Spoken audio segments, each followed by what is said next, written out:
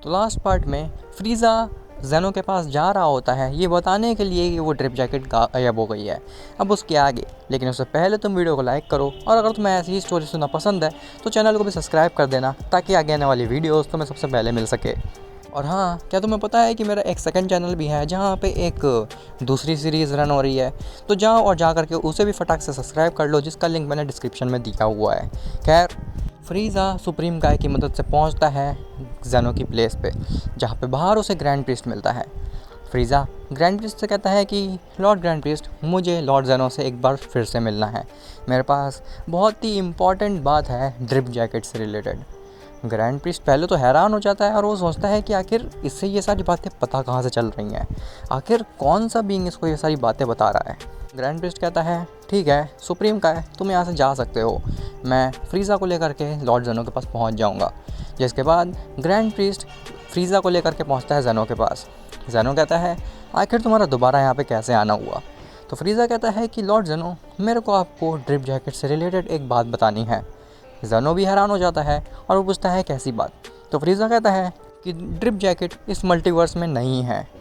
Zeno का हंसता है और वो कहता है तुम्हारा मतलब क्या है, मैं तुम्हें बता चुका हूँ कि वो ऑलरेडी ख़त्म हो चुकी है, ड्रिप जैकेट अब बची ही नहीं है। फ्रीज़ा कहता है मुझे पता है लॉर्ड ज़ेनो, आप मुझसे झूठ बोल रहे हैं, वो इसी मल्टीवर्स में आपने एक रेल में छुपा करके रखी थी, लेकिन अब वो वहाँ पे नहीं है।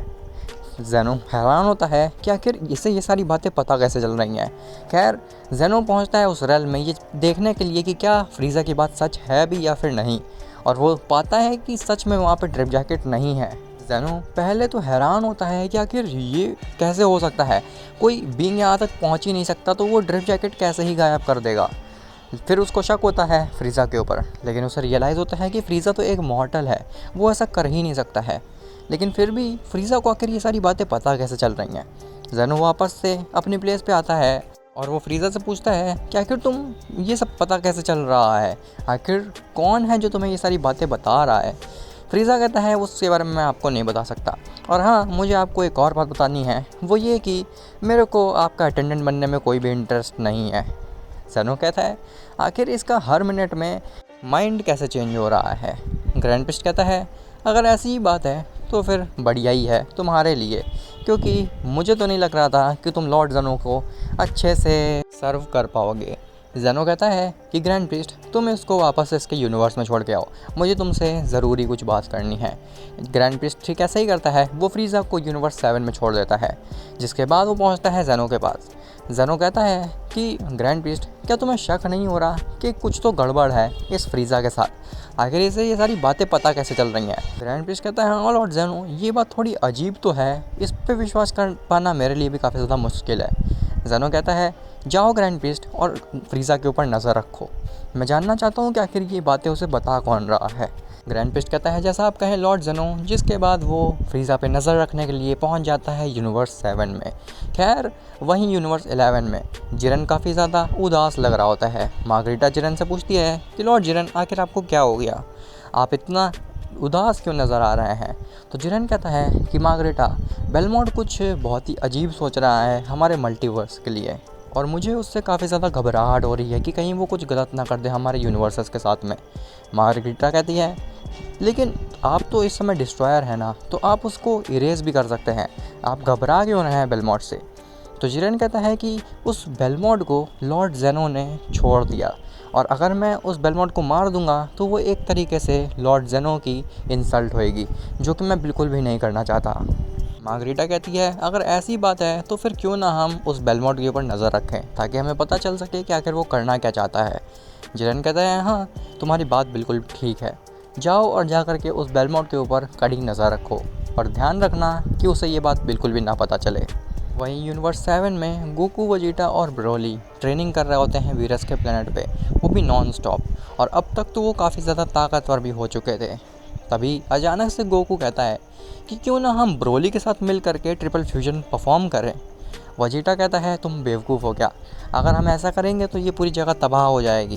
गोकू कहता है केवल एक बार करके देखते हैं ना कि हम लोग कितने ताकतवर होते हैं, और वो चीज़ हम यहाँ पे नहीं करेंगे, हम किसी खाली जगह में जा करके ट्रिपल फ्यूजन को परफॉर्म करेंगे। ब्रोली कहता है आखिर ये ट्रिपल फ्यूजन क्या होता है। तो गोकू कहता है कि ये एक टेक्निक होती है जिसकी मदद से हम तीनों लोग फ्यूज कर सकते हैं। ब्रोली कहता है ये तो काफ़ी ज़्यादा इंटरेस्टिंग नज़र आ रहा है, मैं ज़रूर करना चाहूँगा ट्रिपल फ्यूजन। जिसके बाद वजीटा को भी ना चाहते हुए गोकू और ब्रोली की बात माननी पड़ती है और वो वहाँ से कहीं दूर चले जाते हैं। तभी ग्रैंड प्रीस्ट भी यूनिवर्स 7 में आ चुका होता है और वो फ्रीजा के ऊपर नजर रख रहा होता है छुप करके। और उसी समय गोकू, वजीटा, ब्रोली ये तीनों ट्रिपल फ्यूजन कर लेते हैं। ग्रैंड प्रीस्ट का ध्यान हट जाता है फ्रीजा के ऊपर से और वो उस एनर्जी के पीछे चला जाता है जो कि उनके ट्रिपल फ्यूजन की वजह से रिलीज हुई थी। तभी फ्रीजा के पास वो बींग आता है।